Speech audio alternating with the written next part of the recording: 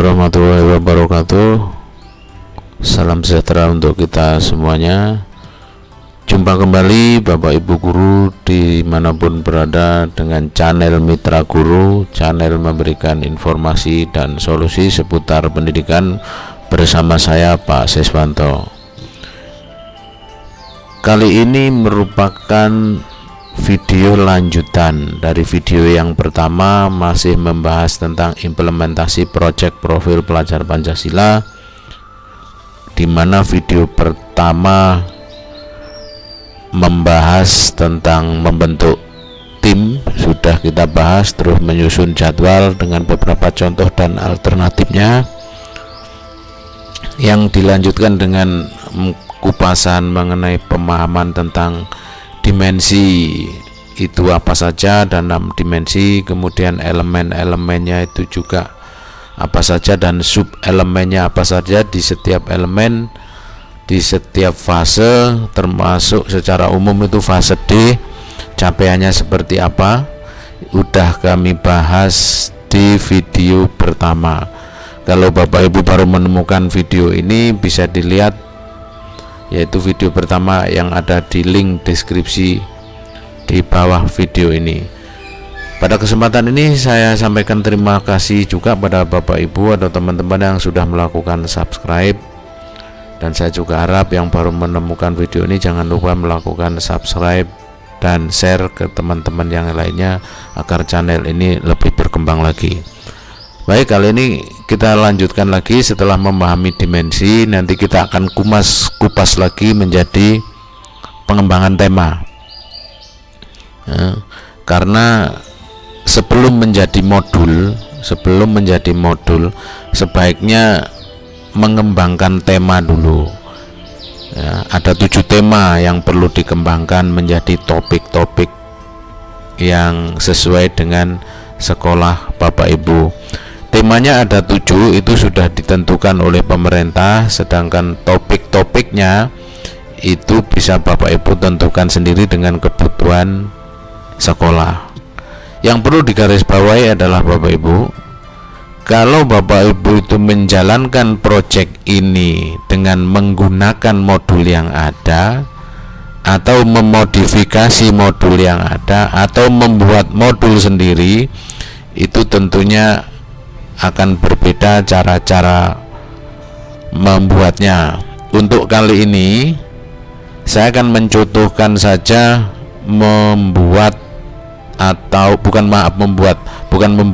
menggunakan modul yang sudah disiapkan oleh pemerintah, karena Bapak Ibu kebanyakan kan kurikulum Merdeka ini memilih opsi yang kedua, yaitu mandiri berubah.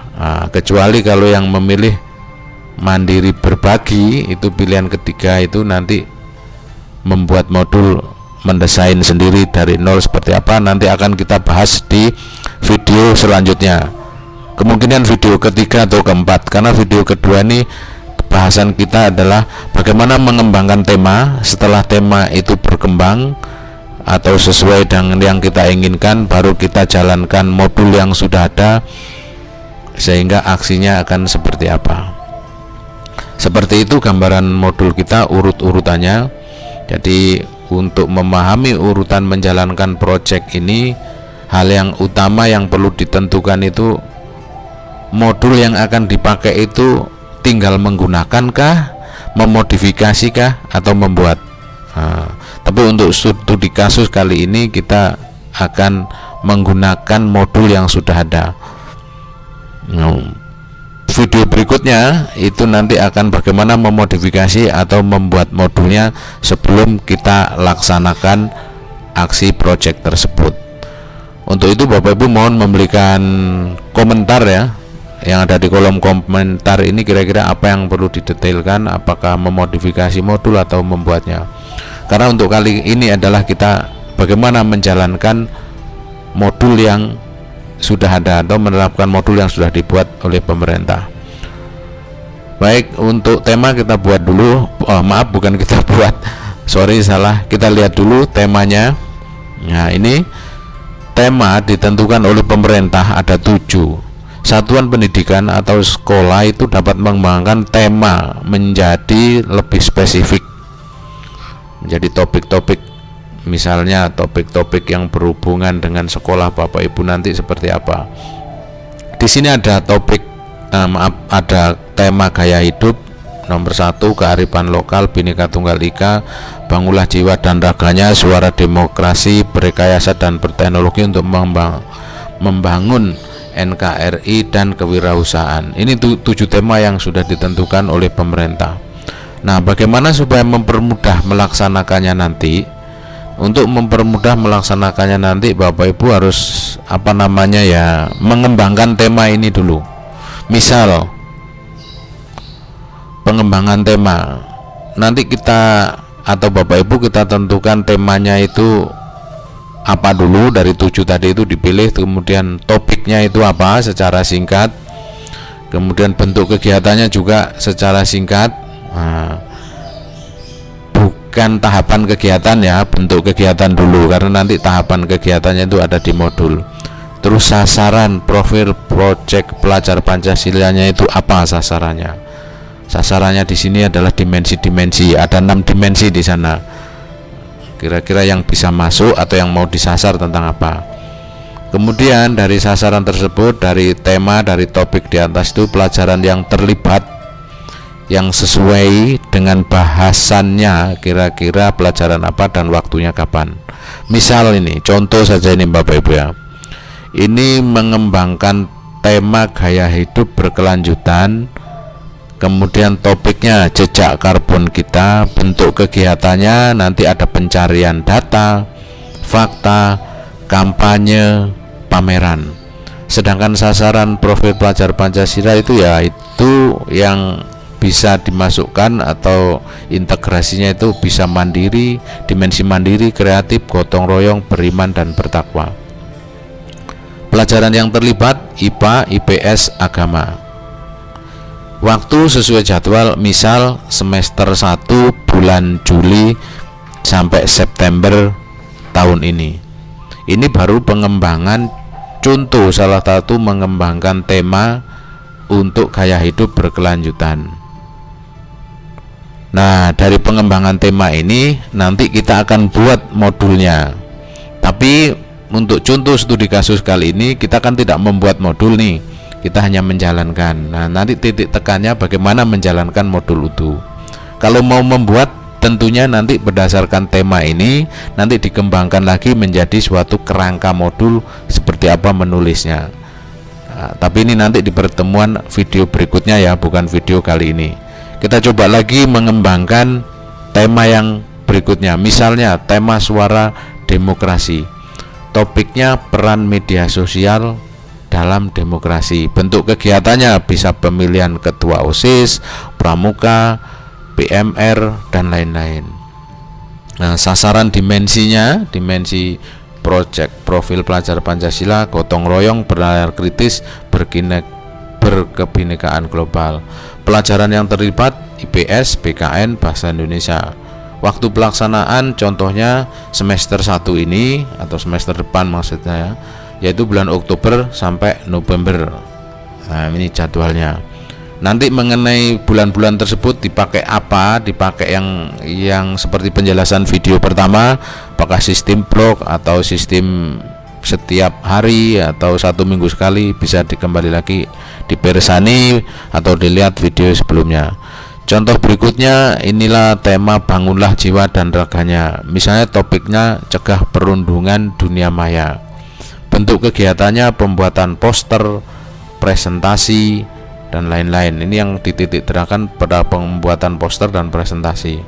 Sasarannya, dimensinya yaitu gotong royong, kreatif, mandiri. Pelajaran yang terlibat BJUK, bahasa Inggris, seni budaya, matematika. Waktu misalnya pelaksanaannya semester ke-1 bulan November Desember. Kemudian tema keempat Bhinneka Tunggal Ika. Nah, misalnya topiknya konflik bikin kita dewasa. Nanti bentuk kegiatannya adalah kunjungan. Ini bisa kunjungan kelas, kunjungan sekolah, atau kunjungan kemana saja. Terus diskusi dan sosialisasi. Sasaran profil pelajar Pancasila menggunakan dimensi berkebinekaan global. Pelajaran yang terlibat BKN, agama, bahasa Indonesia. Jadwalnya misalnya semester 2 atau semester genap bulan Februari sampai Maret. Dan seterusnya. Ini adalah contoh-contoh pengembangan tema. Ini tema kearifan lokal, ini tema berrekayasa berteknologi, kemudian ini tema kewirausahaan dengan topiknya wirausaha yang bertanggung jawab. Nah, pelaksanaan durasinya setiap tema itu bisa 2 minggu sampai 3 bulan tergantung kedalaman materinya Bapak Ibu ya. Kemudian setelah mengetahui atau setelah membuat panduan tema secara singkat atau pengembangan tema secara singkat, nanti kita bagaimana membuat modulnya atau menerapkan modulnya.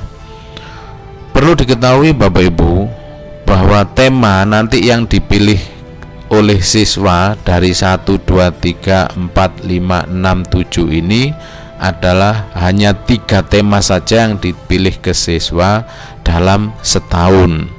Ingat, hanya 3 saja. Maksudnya gini, kalau misalnya dari tema gaya hidup berkelanjutan itu topiknya ada 3 atau ada 2 topik, misalnya kearifan lokal, ini Bapak Ibu membuat, ini tadi contohnya kan cuma 1 topik ya, membuat 3 topik. Terus Bhinneka Tunggal Ika ini membuat 2 topik. Nah, 2 topik Bhinneka Tunggal Ika ini berarti kan nanti ada 2 modul. Kearifan lokal kalau membuat 3 topik berarti kan ada 3 modul. Kemudian gaya hidup berkelanjutan kalau membuat 2 berarti kan ada 2 topik atau 2 modul atau 2 project. Nah, nanti anak-anak itu memilihnya, walaupun di sini ada 2, misalnya di sini ada 2, dipilih semua dua-duanya dari tema 1 gaya hidup ini tidak boleh. Jadi harus milih gaya hidup tapi yang 1 topik saja. Kemudian di kearifan lokal ini juga gitu, pilih 1, di Bhinneka Tunggal 1 sehingga 3. Artinya apa? Mana tahu Bapak Ibu itu sudah mengembangkan kearifan lokal, misalnya itu dikembangkan tema ini menjadi 3 topik. Nah, jadi nanti ada 3 topik. Mungkin topik A itu modulnya, topik B modulnya, topik C modulnya, itu kan ada 3 topik atau 3 project. Lah, anak-anak itu tidak boleh milih 3-3-nya satu kelompok tema ini gitu. Oke, setelah ini jelas, kemudian Bapak Ibu nanti pengembangan temanya sudah mantap, kita kembangkan menjadi suatu modul kalau mau membuat sendiri loh ya. Tapi kan Bapak Ibu tidak membuat sendiri ini, tapi membuat yang dibuat, memakai yang dibuatkan oleh pemerintah. Ya sudah, kita pakai aja modul yang ada. Misalnya di sini ada modul gaya hidup berkelanjutan. Maksudnya ini adalah temanya itu tema gaya hidup berkelanjutan, modulnya sudah siap. Sebenarnya juga sudah disiapkan oleh pemerintah sebanyak 7 tema ini untuk sementara ini. Cuma 7 tema ini nggak tahu kalau sampai detik ini. Kalau contohnya dari setiap tema ini saya baru mendapatkan 1 tema ini 1 topik, ini 1 topik, 1 topik, 1 topik, 1 topik. Berarti ada 7 tema, masih ada 7 topik. Belum menemukan atau mungkin masih lagi proses bahwa 1 tema ini nanti ada 5 topik atau ini ada 4 topik, ini ada 3 topik. Belum mendapatkan contoh modul-modul seperti itu. Mudah-mudahan dalam waktu dekat contoh-contoh tersebut bisa beredar dan bisa kita gunakan atau kita adopsi atau adaptasi. Baik, kita akan contohkan bagaimana menjalankan atau melaksanakan tema gaya hidup berkelanjutan dengan topik jejak karbon kita. Nah, kita menggunakan modul projectnya ya. Kita coba dulu, misalnya ini. Nah, oke. Ini modul projectnya, temanya gaya hidup berkelanjutan, topiknya jejak karbon kita, fase D, disusun oleh Budi Hamid. Oke, jadi Bapak Ibu, ini salah satu contoh template 1 tema gaya hidup berkelanjutan, dan satu topik jejak karbon kita. Nanti kalau Bapak Ibu mau mengembangkan template ini, boleh-boleh saja, misalnya topiknya gaya hidup berkelanjutan, topiknya itu misalnya pengaruh media sosial, bisa jadi topiknya masalah medsos, terus korban-korban teknologi atau bagaimana menggunakan teknologi yang aman, yang ramah, itu bisa dikembangkan dengan menggunakan template yang ada pada modul ini. Kita coba saja yang ini dulu, bagaimana sih cara melaksanakan dengan modul yang sudah jadi ini, yang sudah disiapkan ini. Oke. Di modul itu pastinya harus ada tujuan, alur, tahapan, dan target pencapaian project. Nah, ini keterangannya. Setelah dibayar, gaya hidup berkelanjutan adalah sebuah tantangan dan seterusnya. Nah, kemudian di sini ada jejak karbon kita bertujuan untuk membentuk murid memiliki kesadaran bahwa mereka adalah bagian dari warga dunia atau global citizen yang dapat berkontribusi untuk mengurangi emisi karbon dan melakukan aksi menjalani gaya hidup ramah lingkungan dan berkelanjutan. Ini Bapak Ibu tujuan, yang dimaksud tujuan ini kalimatnya seperti ini. Ini pengantarnya di dalam modul. Terus harus ada alur dan tahapan. Ini tahapannya seperti ini. Nanti dimulai dengan tahapan pengenalan. Murid mengenali dan memahami konsep dari jejak karbon, sumber emisi. Terus ada tahap kontekstualisasi, melakukan riset terpadu dan seterusnya. Terus ada melalui proyek ini siswa diharapkan telah mengembangkan secara spesifik 3 dimensi profil pelajar Pancasila, yakni beriman, bertakwa, dan berakhlak mulia, bernalar kristis, yang dijabarkan secara detail di halaman-halaman berikutnya. Oke. Nah, ini harus disampaikan, ini target pencapaian proyek itu yang ini maksudnya ya. Jadi ada 3, yaitu ini dimensi Pancasilanya, itu 6 dimensi. Itu di sini yang masuk adalah dimensi beriman, bertakwa, berakhlak mulia, bernalar kritis, dan seterusnya. Ini modul yang sudah tadi keterangannya seperti itu. Nanti kalau mau membuat ya seperti ini Bapak Ibu ya, ada tujuan, ada alur tahapan, ada target pencapaian. Target pencapaiannya yaitu dimensi yang mana, alur tahapannya itu ya seperti apa tahapan-tahapannya yang akan dilalui, kemudian tujuan dari ini untuk gaya hidup ini seperti apa.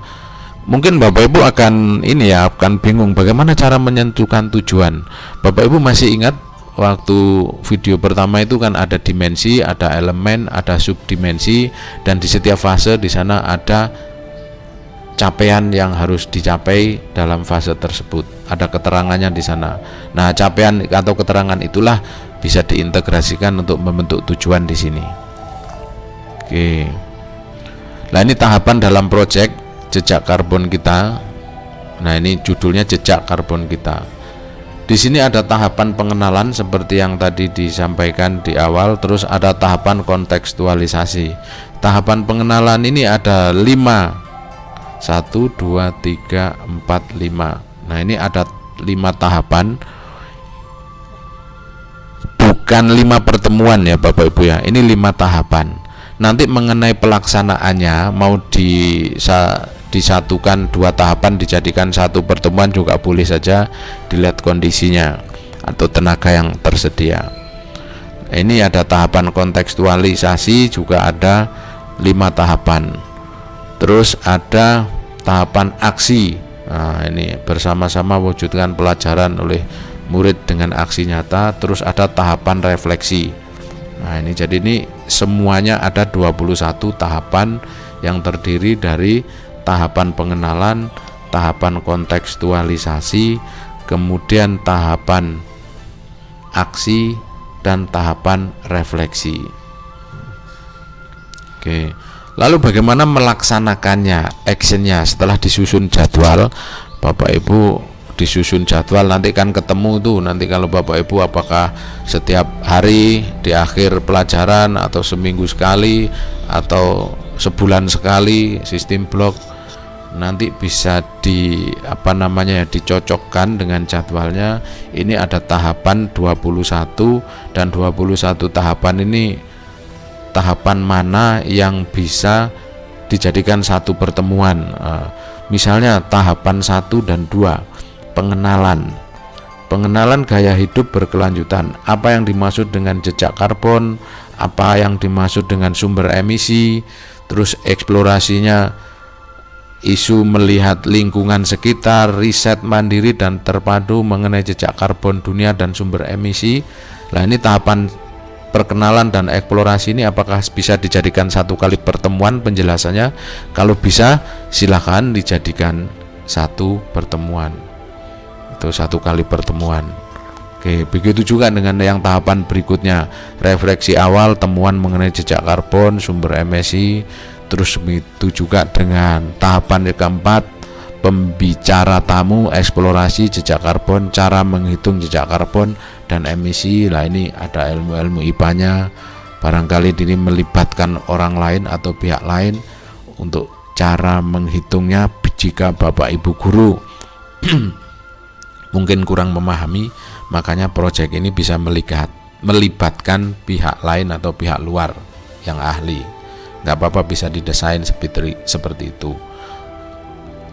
Kemudian tahap berikutnya adalah diskusi kritis, yaitu analisa temuan dari pembicara tamu. Nah, ini nanti diskusi. Barangkali ini nanti satu pertemuan, terus ini tahapan 1 dan 2 dijadikan satu pertemuan. Tahapan 3 ini satu pertemuan, ini pembicara tamu ini satu pertemuan. Setelah itu diskusi kritis, analisa temuan, barangkali bisa dijadikan satu ini pembicara tamu setelah memberikan materi, terus diskusi bisa satu pertemuan ini ya, satu kali pertemuan. Maksudnya satu kali pertemuan, jamnya kalau SMP fase D itu kan 40 menit, satu kali pertemuan berarti 40 menit. Kalau 2 atau seperti apa nanti fleksibel saja, satu kali 1 jam pelajaran, atau dalam satu kali pertemuan itu ada 2 jam pelajaran, menyesuaikan. Berikutnya ini tahap kontekstualisasi. Ini mengkontekstualisasikan masalah di lingkungan terdekat. Ini ada tahapan pengumpulan data, ada tahapan jejak karbonmu, galeri work, ini diskusi. Nah, ini tahapan-tahapan ini. Terus sampai tahapan ke-8, tahapan ke-9, tahapan 10. Bapak Ibu tinggal menyesuaikan saja pelaksanaannya, apakah disatukan atau sendiri-sendiri dalam satu kali pertemuan. Nah, ini sampai pajangan hasil karya, ini berbagi karya, evaluasi, refleksi. Ini diikuti. Pertanyaannya, bolehkah kira-kira dalam tahapan ini 21 ini disingkat sesuai dengan kemampuan sekolah, mungkin menjadi 15 tahapan? Ya boleh-boleh saja, tinggal disesuaikan Bapak Ibu ya, dipadatkan misalnya.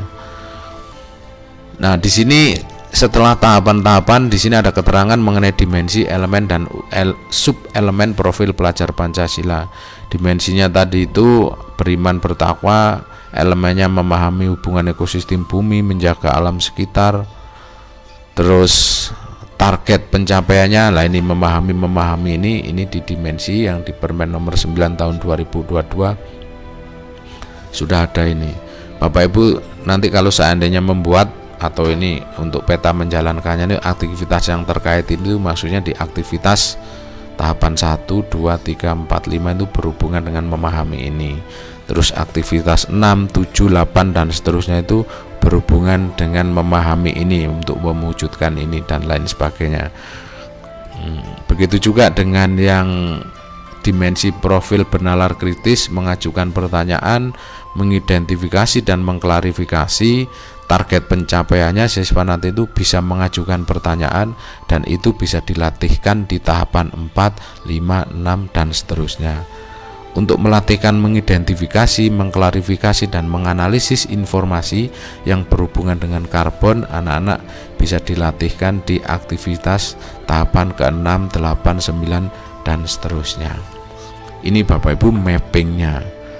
Terus di sini adalah perkembangan subelemen antar fasenya. Misalnya beriman, bertakwa, dan berakhlak mulia mau dilihat sendiri elemennya atau perkembangannya, ini rubriknya.